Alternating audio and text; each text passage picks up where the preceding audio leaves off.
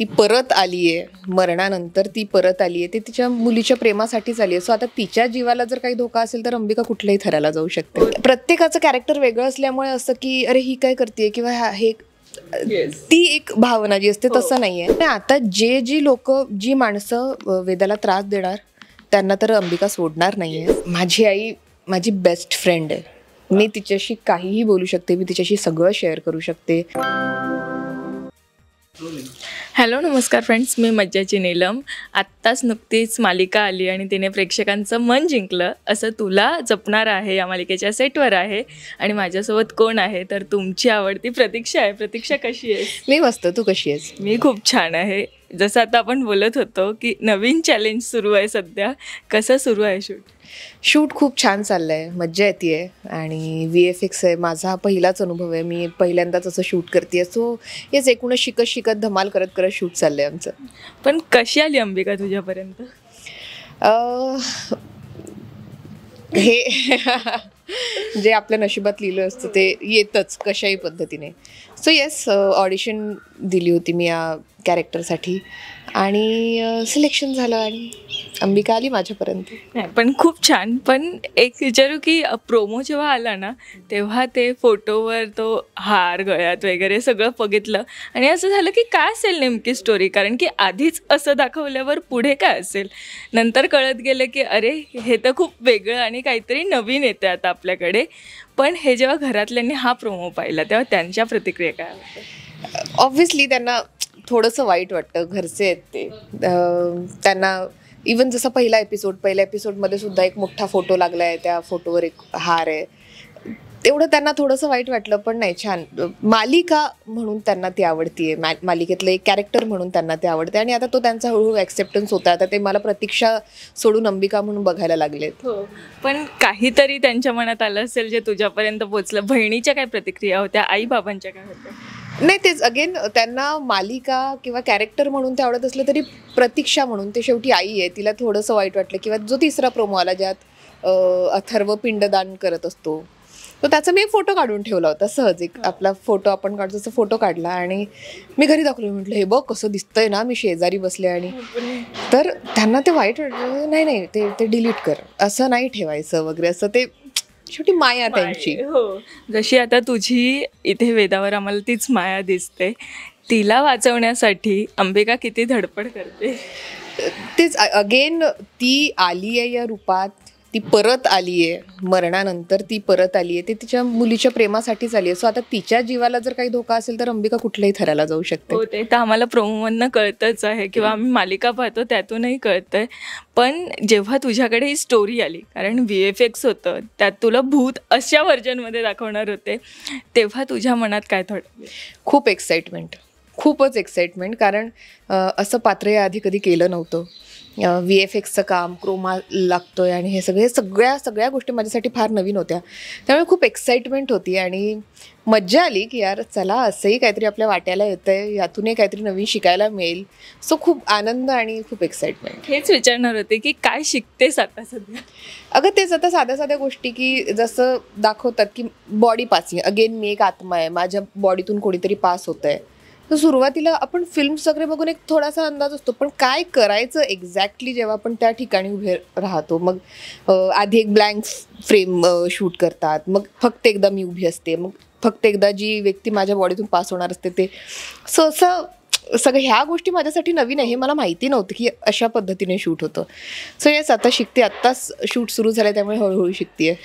पण एवढी छान स्टारकास्ट आहे, किती आता जुळून आलंय सगळ्यांचं, टचवूड. पण ह्या सेटवर आमचं डे 1 पासनं सगळ्यांशी छान जुळलं आहे सगळ्यांचं. स्पेशली आम्ही जितक्या सगळ्या लेडीज आहोत, आमच्या सगळ्या खूप गप्पा होतात, खूप धमाल. आणि प्रत्येकाचं कॅरेक्टर वेगळं असल्यामुळे असं की अरे ही काय करते किंवा हे ती एक भावना जी असते तसं नाही आहे. सगळं छान जुळवून एकत्र मज्जा करत छान शूट चाललं आणि सगळेच जण चांगले असल्यामुळे छान रॅपो झालं. स्वतःचाच प्रोमो जेव्हा स्वतः पाहिला तेव्हा कसं वाटलं?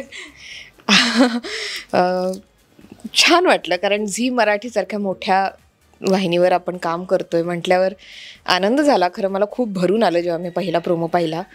मला अपेक्षित नव्हतं ग की इतकं छान दिसेल ते. आपण शूट करताना आपल्याला एक अंदाज असतो की अच्छा हे असं असेल तसं असेल, पण जेव्हा त्याचा रिझल्ट समोर आला तेव्हा मी खूप खुश झाले. मला नव्हतं माहिती की इतकं छान दाखवलं जाईल.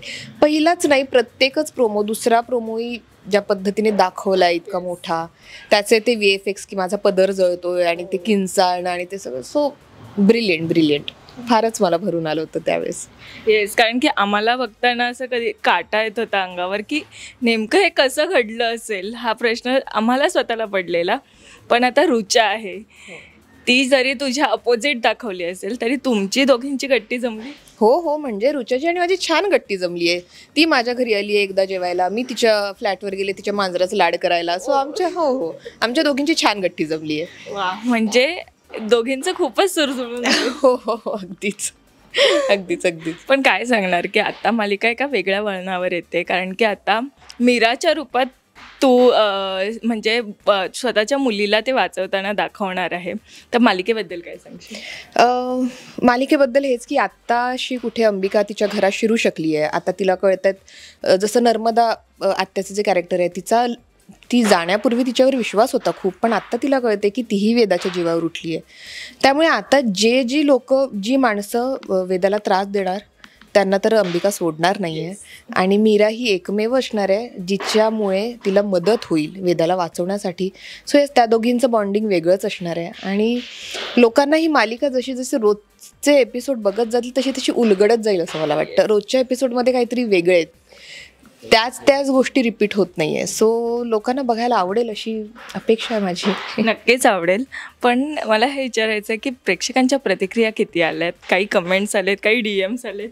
हो, लोकांना आवडतंय. टचवूड, खरंच लोकांना आवडतीये मालिका. आणि अगेन तेच की वेगळी मालिका आहे. आई आणि मुलीचं नातं दाखवणारी मालिका असल्यामुळे लोक खूप लवकर कनेक्ट होत आहेत मालिकेला. बरीच लोक आपली मुलगी किंवा आपला मुलगा ही अंगाई ऐकते आता, ह्या सगळ्या प्रतिक्रिया येत आहेत. त्यामुळे खरंच छान वाटते. म्हणजे तू एक रील टाकलेली की त्यात लहान मुलगी ते टायटल ट्रॅक ऐकते, ते बघून कसं वाटलं की ही मालिका आपली आहे. हो, अगं तेच, लोक कनेक्ट होत आहेत. आई आणि बाळाची स्टोरी असल्यामुळे लोक फार लवकर कनेक्ट होत आहेत. लोक फोटोज पाठवत आहेत, लोक व्हिडिओज पाठवत आहेत आणि ते त्यामुळे छान वाटते. चांगली प्रतिक्रिया आहे लोकांची. आई आणि मुलीची ही कथा आहे. आईसोबत बॉन्ड किती छान आहे तुझा. माझी आई माझी बेस्ट फ्रेंड आहे. मी तिच्याशी काहीही बोलू शकते, मी तिच्याशी सगळं शेअर करू शकते. आणि खरं सांगू, आता हे मी पहिल्यांदाच बोलतेय, पण ह्या मालिकेच्या निमित्ताने ना एक आईची भावना आपल्याला कळते ना ग. एखादा सीन करताना, आपल्या बाळाच्या बाबतीत असं काहीतरी घडत असताना. सो आता मी तिला जास्त कनेक्ट करू शकते. असं आईने कोणता दिलेला सल्ला जो नेहमी लक्षात ठेवतेस? आई आपल्याला कायमच चांगलेच सल्ले देतो. सो तिचा एक सल्ला लक्षात ठेवण्यासारखा नाही आहे. ती रोजच आपल्यासाठी जे प्रे करते, आपल्याबद्दल जे बोलते, किंवा जी रोजच मला डे टू डे लाईफमध्ये सांगते, प्रत्येक गोष्ट लक्षात ठेवण्यासारखीच आहे. सो तिचा एक स्पेसिफिक सल्ला मला सांगताच येणार नाही. अच्छा, असाच सल्ला आता आम्हाला वेदाला तू देताना दिसशील का? की वेदाला मी आल्यापासून बघते, इकडे तिकडे अशी बागडताना दिसते, तिच्यासोबत जुळले? हो, म्हणजे वेदा मला ऑफ स्क्रीन सुद्धा आता आई अशीच हाक मारते.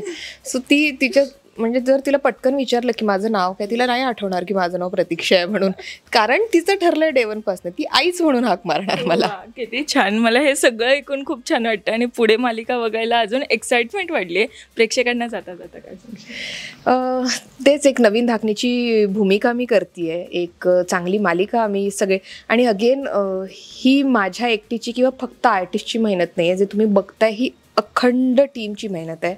सो प्लीज आमच्या मालिकेवर प्रेम करत राहा. तुमच्या प्रतिक्रिया आम्हाला कळवत राहा इंस्टाग्रामवर, फेसबुकवर आणि इट्स मज्जाच्या चॅनलवर ऑफकोर्स. आणि बघत राहा आमची मालिका तुला जपणार आहे, सोमवार ते शनिवार रात्री 10:30 वाजता फक्त झी मराठीवर. Thank you so much. Thank you. Marathi मनोरंजन सृष्टीमधील मालिका, चित्रपट, नाटक तसेच कलाकारांबद्दलच्या नवीन अपडेट्स जाणून घेण्यासाठी नक्की सबस्क्राईब करा इट्स मज्जा मराठी या आपल्या नवीन यूट्यूब चॅनलला.